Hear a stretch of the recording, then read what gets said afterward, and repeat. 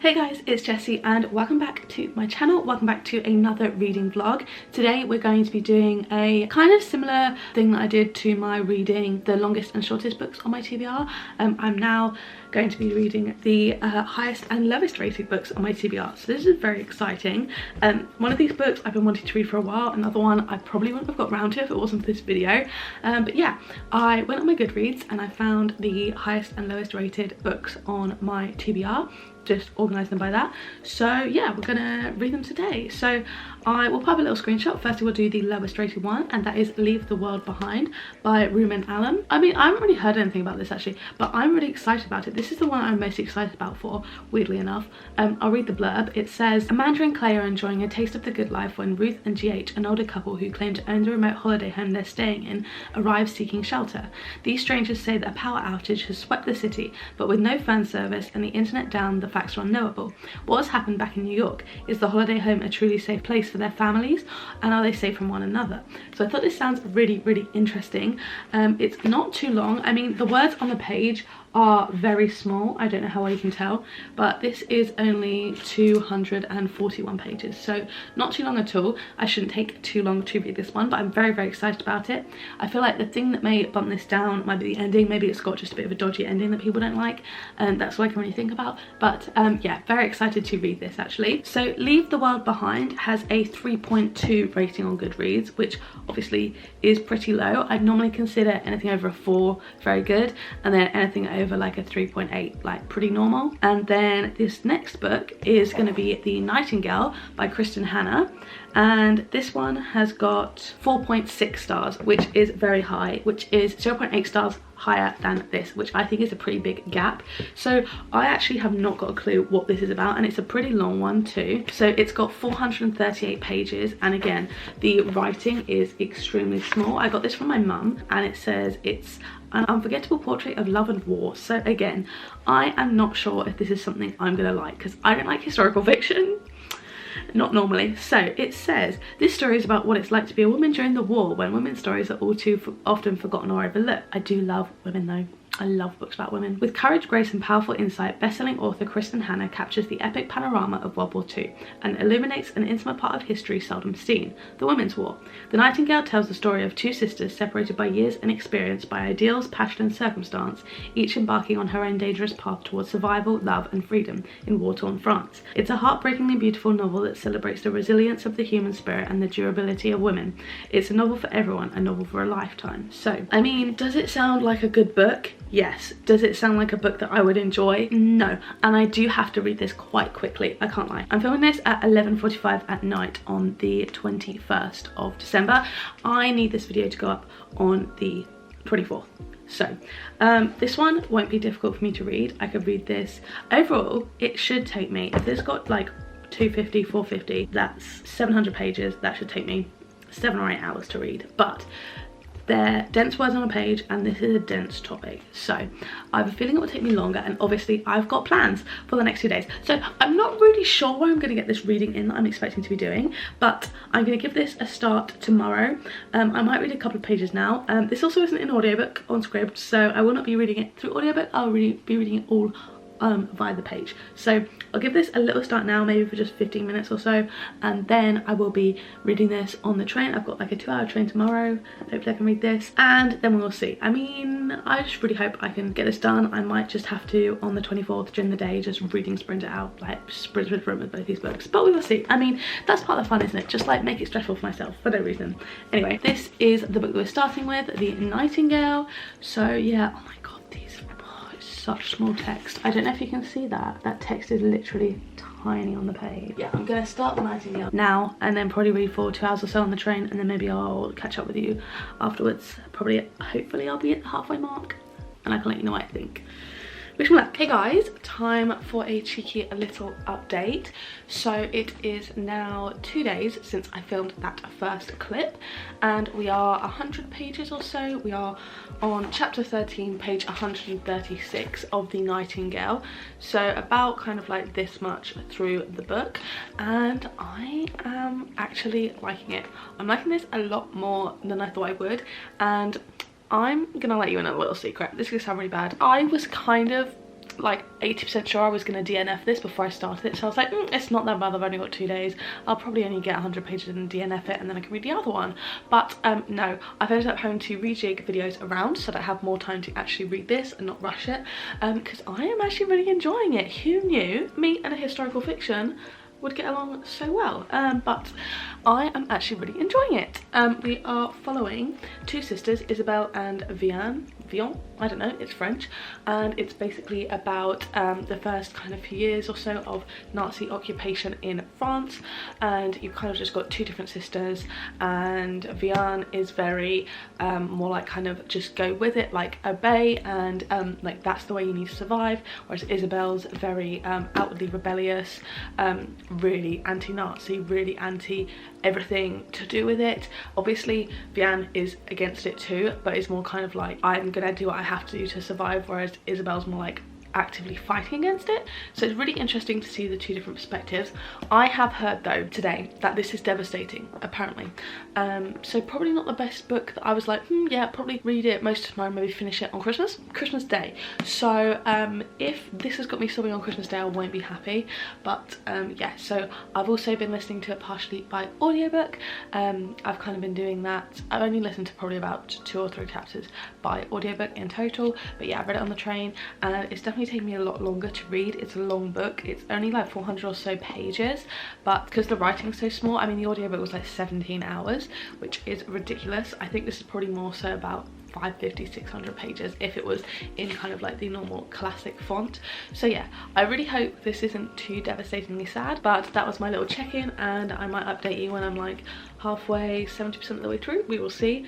And yeah, I'm just gonna carry on with it, but surprisingly I'm actually enjoying this, and I did not expect it. So yeah. Hey guys, so it is the next day and I'm currently on page 205 of the Nightingale, so we are slowly but surely making our way through it, but I'm still enjoying it. What I think I'm going to do is actually going to pop it down for now, just because it's quite heavy and I've heard obviously that it's sad, so I think because it's Christmas Eve today, Christmas tomorrow, I don't really want to be reading a heavy book, and I have pushed this video back far enough that I can afford to put it down for a couple of days, and then I'll pick it back up and probably finish it then in maybe like the 26th, 27th. But I want to now pick up Leave the World Behind. I think this seems much more, I mean not necessarily light-hearted, but just less dense really, and maybe kind of like a bit thrilling, a bit spooky, stuff like that. So I really want to give this one a go, and so yeah, I think I'm going to start Leave the World Behind now, and then I'll come back to this afterwards. So yeah, I'm going to be starting Leave the World Behind. I know normally I like to do one book at a time, but just don't think this is really super appropriate for today and tomorrow maybe. So yeah, I mean this book's only 241 pages, so I probably will catch up with you 100 pages in, but I'll probably only do one catch up for this because it's pretty short. 3, 2, 1. Arguing again, arguing about something so simple. Make it clear, tell me why you're running back to him. Feeling insecure, feeling like there's more to your character. Every tear that you cry is worth it in the end. But baby, tell me, how have you not figured it out? Hey guys, so little update. I'm now on page 21, or chapter 21, page 119 of Leave the World Behind. So about halfway through. I think it was 49% on Goodreads, and I am really enjoying it. I thought at the start I wasn't really vibing with the writing too much. I felt like it was quite masculine. I don't know if that's like the right way to describe it. It felt quite like blunt, not very like kind of nicely descriptive. Not I need that in my writing, but it just felt a bit blunt and like abrupt almost, and certain things were over described. But now I've kind of got into the hang of it and I am quite enjoying it. I'm very excited to see where things go. I still don't really know what's going on. There seems to be some kind of weird stuff, a load of potential things could be involved. I will be disappointed if it kind of turns out that nothing really was too much amiss, so I guess maybe that could be the reason why the ratings are low, but I mean we'll see. So I'm very excited, and yeah, gonna carry on reading that now. I've also been reading on sprints, which has been fun. Okay, so I believe it was yesterday when I last spoke to you, but I've just now finished Leave the World Behind, and it was very underwhelming. I feel like this was kind of like a waste of time, like nothing. I feel like there was so much build up to the end, and then it just, there was no satisfying ending. The kind of tension that was built up just like entirely dissipated, and I don't know, it just didn't really seem very worth my while. Like I just feel like it was kind of like a waste of time. Like on the back it says, "We'll keep you awake even after it ends. I've not been this unnerved." Like it's gripping, resonant and terrifying, and I'm like, I really don't think it was.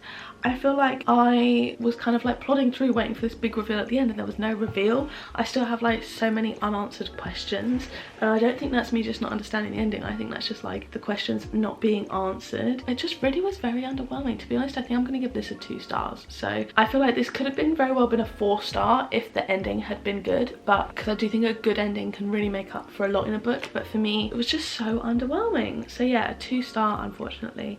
The writing was very felt like just like one train of thought type of thing. It would be like she did this and then she did this and then she remembered and then stuff like that, and just, yeah, I don't know, I just didn't love it all too much. So unfortunately this is a 2-star for me. I think now I'm going to continue on with the Nightingale and listen to more of the audiobook tonight, and then hopefully finish it off tomorrow, because I've been reading a little bit every now and again, and now I'm on page 272 out of 438, so that's like 160 pages left, so not too much. I don't know if you can see where my little mark is where I dog-eared the pages, don't hate me. But yeah, really enjoying this one though, enjoying this one much more. This could potentially be a 4-star I think at the moment. So yeah, I mean I really expected this to be a lot better than it was, but maybe I should learn to trust Goodreads reviews a bit more. So yeah, I'll catch up with you probably once I've finished the Nightingale, or if anything else happened.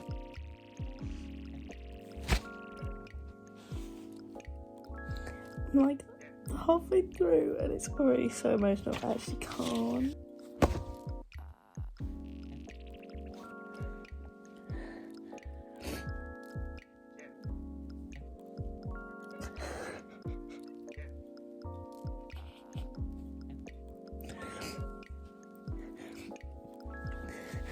It was really good.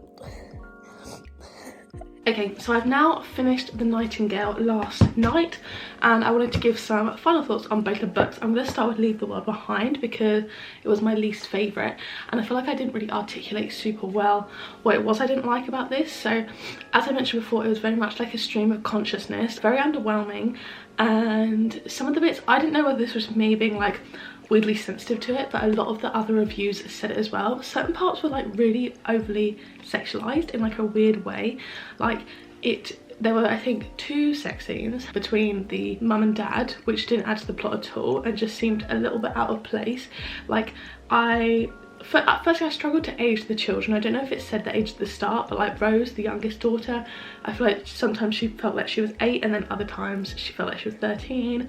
The main boy maybe was like 16, I'm not too sure, but like it would talk about all of them sexually, which was weird because 2 of them were kids, and it just felt very like abrupt and like not like nicely described. And I'm not someone that loves really like flowery prose or anything like that, but it was just very like blunt, matter of fact, and not in necessarily a good way, just like short sentences, not very descriptive, and then certain things would be overly descriptive. Like there was a whole page of what this woman bought from the shops, and like literally just a list, but it wasn't even in like shopping list form. It was like she bought this and she bought this and she bought this and that.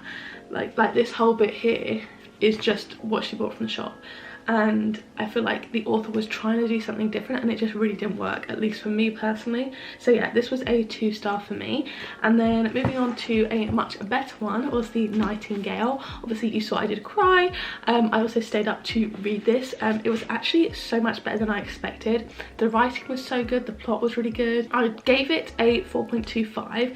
One of the reasons why it wasn't a 5, I feel like towards the end, certain things, I understand that, you know, a lot of people don't survive the war. There's a lot of like hardships, really sad things that happened, but in this book personally I felt like towards the end a lot of things were thrown in just for it to be emotional, and like there seemed to be like towards the end it was just like this and this and this and this. It felt like it was almost like trying to make you cry rather than necessarily being super conducive to the plot kind of. But besides that, I really enjoyed it. I thought it was amazingly written. I thought it was very good, especially considering I don't normally enjoy historical fiction at all, so for me to like this is a very big thing. And yeah, overall really enjoyed this one, so I can see why this is rated so highly. Yeah, very few complaints about this. I actually made my way through it very quickly. A lot of the time I feel like like historical fiction can come across a bit pretentious in the writing. I didn't find this at all. Sometimes also I can feel a bit detached from the characters because I can't really like necessarily see myself in them because it's so long ago and stuff like that, but that wasn't the case here either. Really enjoyed it. So yeah, overall a 2-star and a 4.25 stars. So really funny how different this is from the start of the video. I definitely thought that I was going to prefer this, and I probably thought I was going to DNF this, but I'm very pleased that I read them. These were also my 99th and 100th book that I read this year, so I'm now officially met my Goodreads goal, which is super exciting. But yeah, I really hope you guys did enjoy this video. If you did, don't forget to give it a like down below. If you want to, feel free to subscribe to my channel, hit the bell to turn on all notifications, and then if you want to watch my other videos, there'll be 2 on the screen now to pick from, as well as a load linked up in the cards from earlier. So yeah, thank you guys so much for watching, and I'll see you in the next one. Bye!